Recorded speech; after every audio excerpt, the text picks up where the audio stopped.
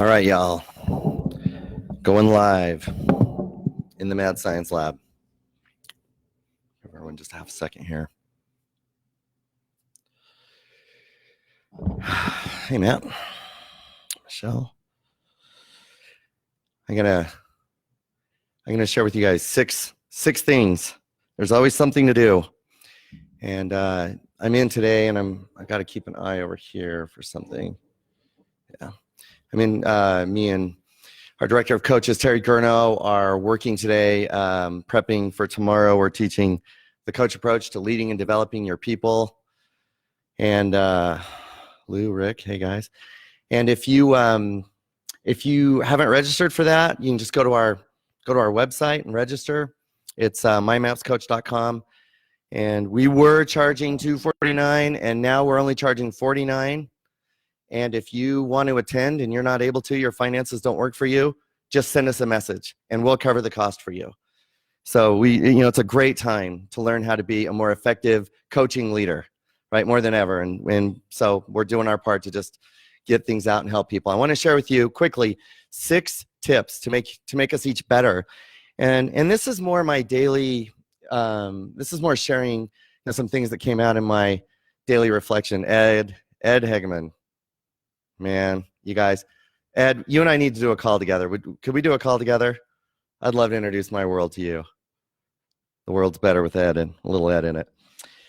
So you guys, I'm going to share with you just kind of rapid fire 6 things to consider doing right now. Now, nothing helps develop great habits like being thrown in a pool with everyone and really not given a choice. To me, this is a huge blessing. In 2008, we talked a lot about the gift of the shift. The gift of the shift. Make sure I got the T. Gift of the shift. And this is, the blessings that come out of times like this. Hard times that require us to sacrifice. The first things to go are typically the things we've wanted to get a hold of anyway, right? We've wanted to get past. So let me give these to you, 6 things to do. And they're not really that connected. All important. Number 1, manage your money every day. So have a budget, and we've shared some things on that. If you want to see more instruction on budgeting and how to manage your money every day, let me know. I will tell you this. Every day, expenditures will hit your bank account, and understanding when they're coming so that things aren't a surprise is important. So go through and look at every one of your expenses, everything in your budget, and next to it in your budget. So if you do this digitally, add it digitally. If you do it on a spreadsheet, put it right on the title of that line item. If you do this on paper, that you do it is more important than how you do it. That's important. Don't get hung up needing to be techie. If it's never going to be easier to do it than on paper because there's going to be less expenditures, right? Just next to the title of whatever you're putting in that for that line item, just put a number, and the number is the date it comes out of your account. And this way, at any given moment, I can look at the date. And then I can look at my budget and know in the next 5 days, those are the things that are coming out. Not getting surprised by these expenses is an important part of keeping our mental and emotional reserves high. So I would say manage your money every day, which means you go in and just make sure that you've accounted for any of those expenses and put them, go to the category that each one of those would go in and decrease that category by that amount. It's a simple reconciliation. Okay, number 2, in times like this, we will work every second. I'm willing to bet if you're watching me, then you're probably like me, which means work is your drug of choice. And nothing activates your addiction to work and creating and serving and building than a moment where everybody seems to have a need, including yourself. So I want to challenge you to name work hours and then honor those. And this may be less for you and more for those that you go home to. That's important. I promise that if you wanted to, at any given minute, every second of every day, you could work every second. I'm sure that's true, especially if you're in a service-based industry. But a spiritual leader I follow said once that no amount of success will compensate for failure in the home. So this ought to be a time where we do our work and we do it intensely, and most of us are doing our work from home. That's a whole different set of things to talk about. But having a moment where we shed the day, where we power down and we put the world away, and we take our phone and we all put it in a drawer, and we spend time, needed time, connecting with one another. That's important. All right, you guys, there's going to be a lot of stress, mental, emotional. There's going to be a lot of stress. And that is why more than ever, it's important that we eat well. You got to eat well. Now, for years, I've ordered my meals. Works great for me. I have a kitchen on the other side of this room over here, and I order my meals, and I canceled them. I'm gonna live this thing I teach, and I've canceled my meals, which means I have to spend more time prepping my meals, and I'm probably not gonna get the ones I want. The truth is, I will often reach for what's near versus reach for what's good, and so it means that I have to take time to put together good things to eat in the course of the day. My days right now require every ounce I got of energy. I'm sure that's the same for all of you. So prepping for the day by putting great meals in your backpack and putting them in your fridge when you get here, that matters. Exercise. And I would tell you, don't get hung up on getting ripped or any of that stuff. Exercise. Like if it's walking, walk. If it's taking the dogs for a walk, go do that. Like get out and actually perform some exercise. Dirk Sweppy says he just ate 2 raspberry-filled donuts, which means that he's going to struggle keeping his 4% body fat status. But exercise and exercise with others. Do this daily. Not for how you look or not for the build. I mean, come on, this is a baggy shirt. Otherwise, you'd see I'm shredded. Do it as stress management. Do it to shed stress. I learned yesterday that apparently jumping on the trampoline with my 7-year-old is a full-scale workout. Okay, number 5. One of the challenges for many of us is it feels like there's so much to do all the time. And of course, more than ever, I would challenge you to read The One Thing and abide by its principles. Go to theonething.com and join that community. But one of the little tips that I've learned is as you close a day, just make a plan for the next day. In other words, take a sheet of paper and write out, this is how I'm going to start the next day. And if your business is such that things are going to continue coming to you through the night and you're not able to put the business totally away, then have a notebook. And when something comes in, instead of handling that thing right then, make a note. And in tomorrow morning's schedule, have an hour scheduled in the calendar where you're going to deal with all these things. Have a moment where you're just going to respond to all these things. But don't stop and do it right this second.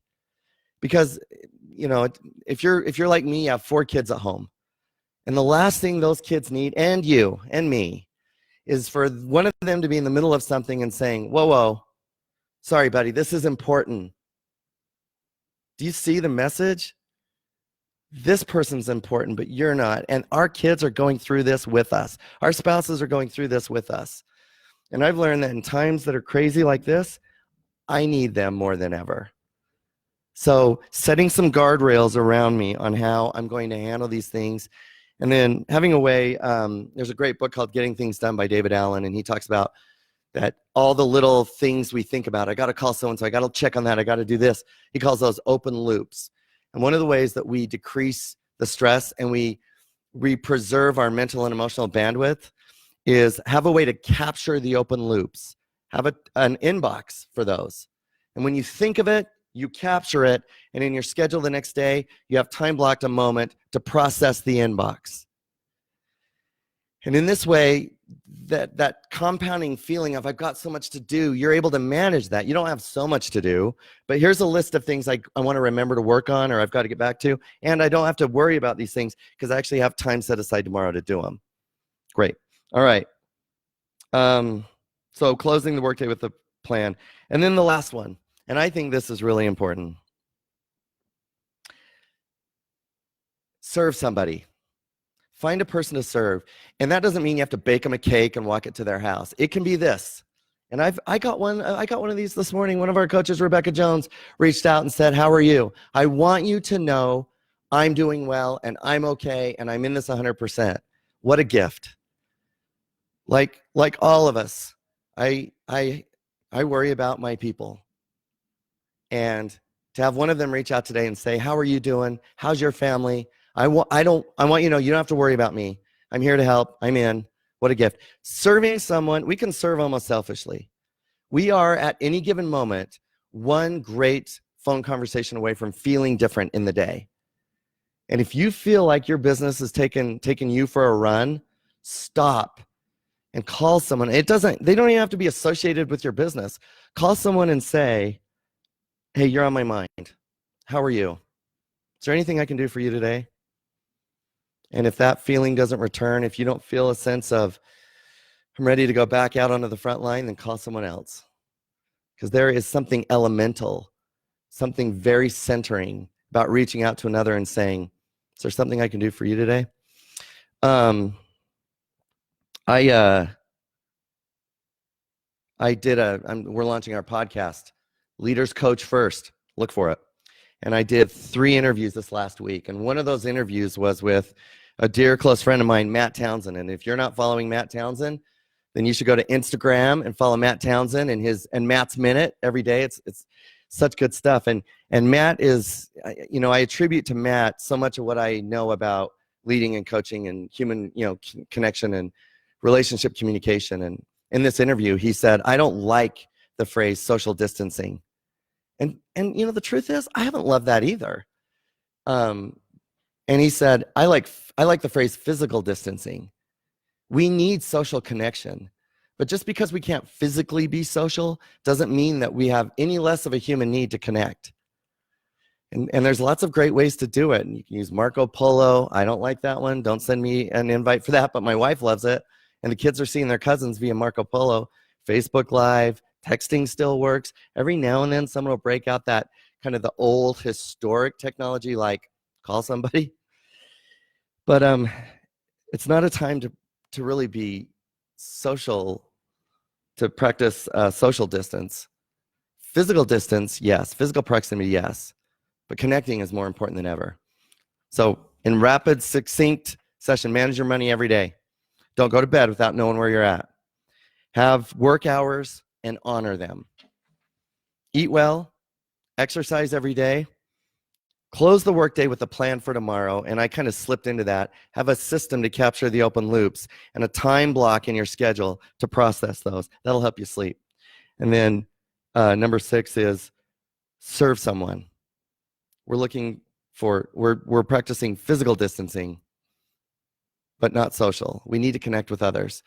And the simple act of calling and saying, you're on my mind, how are you, and what can I do for you? That brings with it just so much power for the one making the call, for the one receiving the call. Okay, you guys, this is our time. And this is such a great moment to shed extra stuff, to hone down, expenses, our habits, to enlist others. I mean, nothing helps us do this like everyone in the world understanding why we're doing this, right? I'm going to close with this last thing. We're at home and we're doing projects with the kids, and boys wanted to make skateboards. I'm going to show you some pictures here. They wanted to make skateboards. So we made the first one. Listen to me when I say this. Listen, train wreck. It was horrible. They wanted to ruin it. I said, don't you dare, we're keeping it. I'm going to see if you can see this. I don't know if you're able to see that. Probably not. Get it back here a little bit, but it's just horrible. Like this skateboard is just everything's messed up. Here's the other one. We built a second one. You can't see it. I'm sorry. Forgive me. But it's perfect. The first one, the layers didn't laminate. It looks like someone was trying to murder someone while someone was trying to make a skateboard. But the next one is perfect. And my thought as I was looking at these was, man, we really messed up the first one. But we got together and said, what did we not do right? And we did a second one and it worked out. And this is going to help us make a third one. And so today, if you don't manage your money well today, then ask yourself and those you're working with, what did I learn from this today? And what one little thing will I adjust tomorrow and the next day? In times of crisis, we don't have to think so much about 10 years down the road. We can think about how will I be better tomorrow? And as we start to do that, the temperature will decrease and our capacity to see further into the future will be extended. And we can start to answer the questions now that we're getting a hold of these habits. What will we look like in a year and in 2 years and in 3 years with a return to great habits? Okay, you guys. Again, just a little word. If you want to attend the coach approach to leading and developing your people, mymapscoach.com/events. Just go to our website, register. It's $49 unless, and hear me when I say this, unless that's too much right now. And then no questions asked. Send us a note and we'll cover your registration fee. It's not a loan. We don't want you to pay it later. Just take care of yourself, put it in your reserves. We need one another, which means if you can give. And if you're set, help others. And that's certainly our mission. All right, you guys, 6 steps, 6 things to do. See you later.